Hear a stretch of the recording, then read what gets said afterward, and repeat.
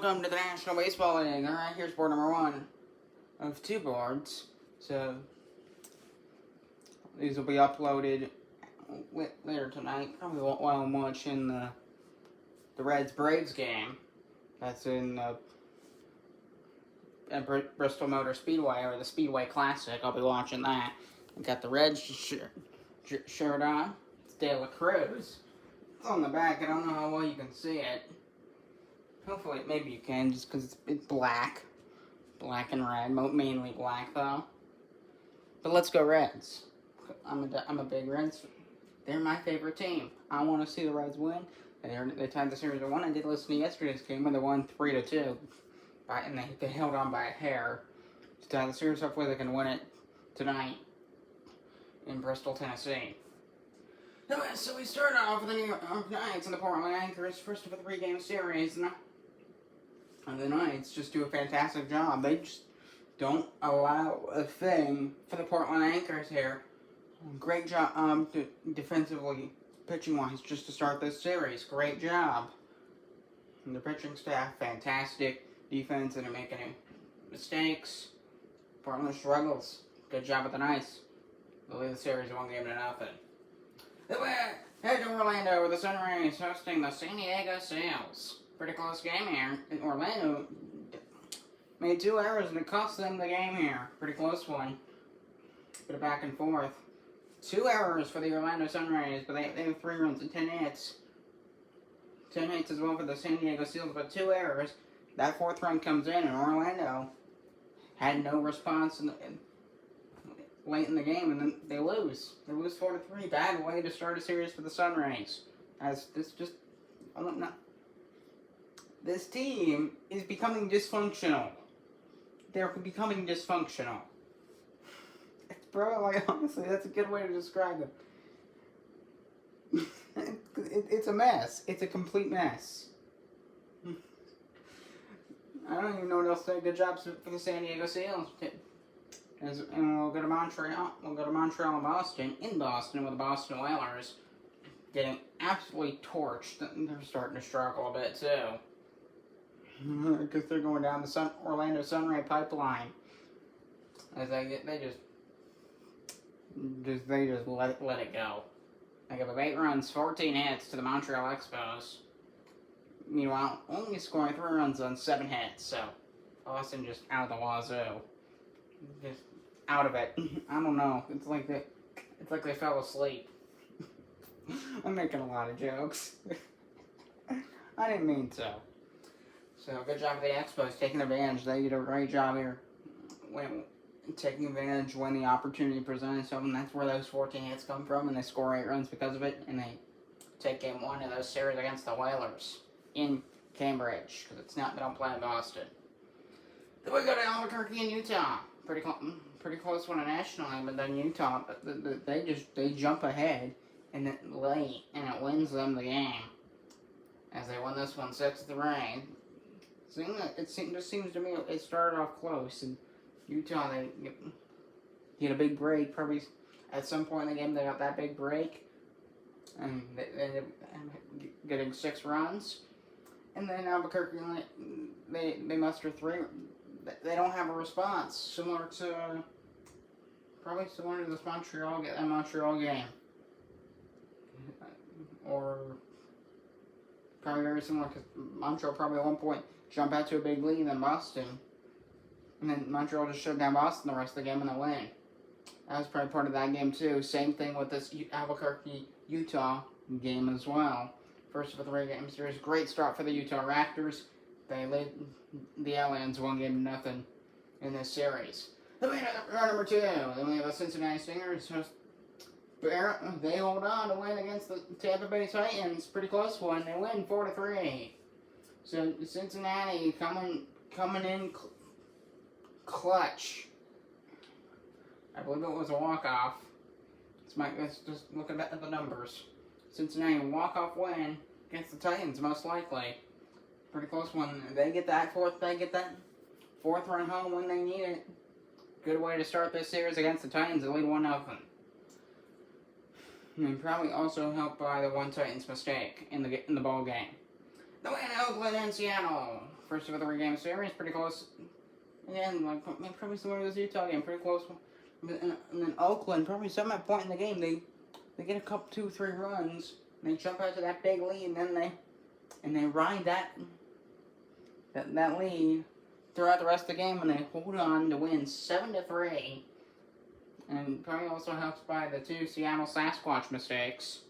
So the Sasquatch, they dropped game 1 to the Oakland Ocean. Ocean wins 7-3, and only the series 1-0. Then we're going to go to Washington Monuments and the Philadelphia Liberty. First of a 3-game series, Philadelphia coming on. Both teams have 8 hits in this game. There's no errors either side. But Philadelphia, they've got better hits. Better hits than the Monuments only were able to bring a single run on.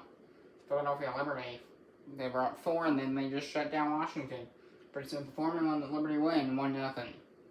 They win 4-1, lead the series 1-0.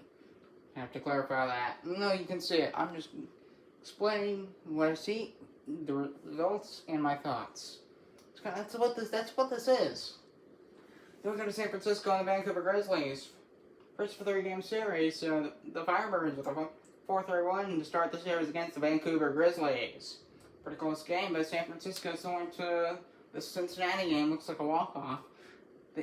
Despite giving up more hits to the Grizzlies, they got an important hit, probably a walk-off, and they win it 4-3. It could have been like a tag, where, it's a fly ball, and it's caught in the outfield, and the runner attacks from third and he scores. That looks very much likely.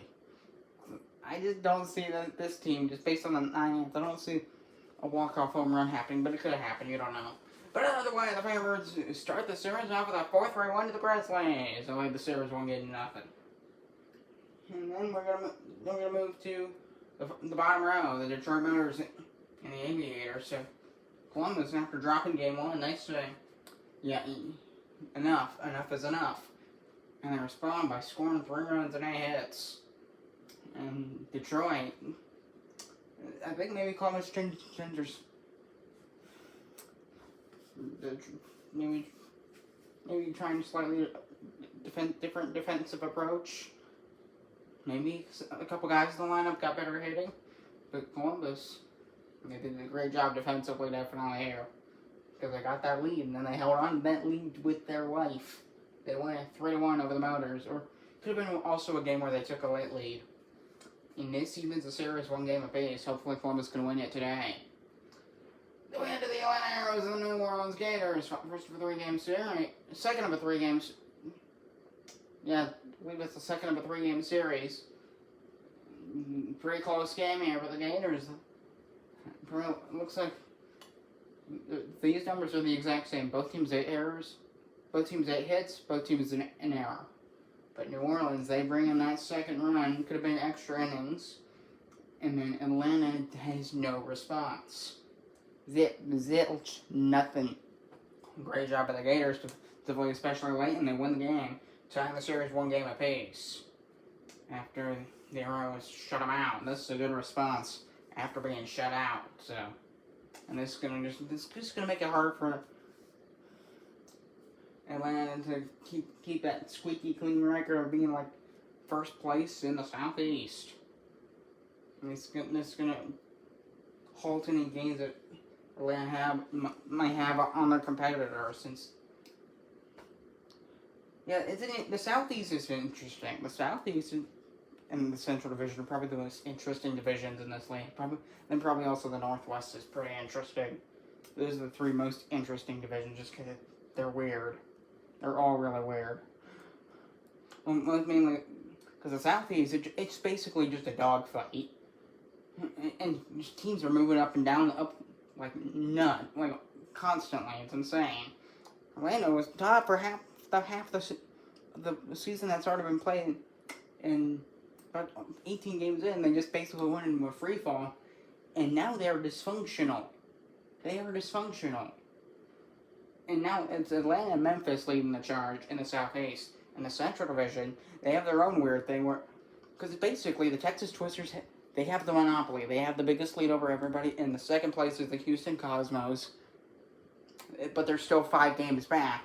And then everybody else below that's just going to fight for scrums. They're fighting for crumbs, whatever's left. It's absolutely insane. So, enough of me talking about some crazy divisional storylines that are going on in the National Baseball League, which I just don't have that much time for extra videos. I procrastinate a lot. I do stuff. Dang, I'm just rambling.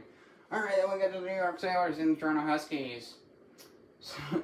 So pretty great job, Toronto. They get an early jump here. That's just a big early jump. I don't know that, but they get that jump. And the Sailors, they spend the rest of the game trying to claw back, and they're able to muster 3 runs, 10 hits, but not anywhere near enough. Good job with the Huskies. Great job offensively. They lead the series 1-0. And final game of this board, then I'm going to break. Houston Cosmos, this is the one I covered actually. Cosmos and the Railers, this one's really surprising, that whole dynamic. Since Chicago's dead last, and Houston's number 2. I was expecting Chicago to basically get shut out in this game. At first it looked like that was what was going to happen. And then a rookie hits his first home run in the NBL, down the left field line at 106 miles an hour. And then Luis Robert Jr. in the 6th hits a 3-run homer after the Cosmos had a 2-run blast of their own to take a 2-1 lead. And then that's where that 4-2 lead came from. And then Chicago just rode that lead for the rest of the game. They win 4-2 over the Houston Cosmos. Great job for Chicago. Now, probably if they want to get anywhere near, like, in consideration, maybe playoffs, they need to take this type of game and just need to enhance it. These results need to become more common with the Chicago Railers. The lead series 1-0. See it for board number 2. It's probably going to be the longest one of the set. So enjoy board number 2 in just a moment. So here's board number 2. So it's real late at night. It's past midnight, so it's the 3rd. St. Louis Stars, Minnesota Northern Lights. 4-game series here, so just one more game needed. This is for the first. It's being uploaded basically before I go to bed. So Stars wins 7-3 over the Northern Lights. Just a big win. They jump into the big lead, and then they just hold on to win. 13 hits, 7 runs scored for the Stars. The Northern Lights, 3 runs and 8 hits. No errors for either team. St. Louis, they're about to get the sweep. Then we head to Texas, the Twisters, and the Edmonton Eagles. Second of a 3-game set. After Texas took game 1, Edmonton responds right back to win 5-2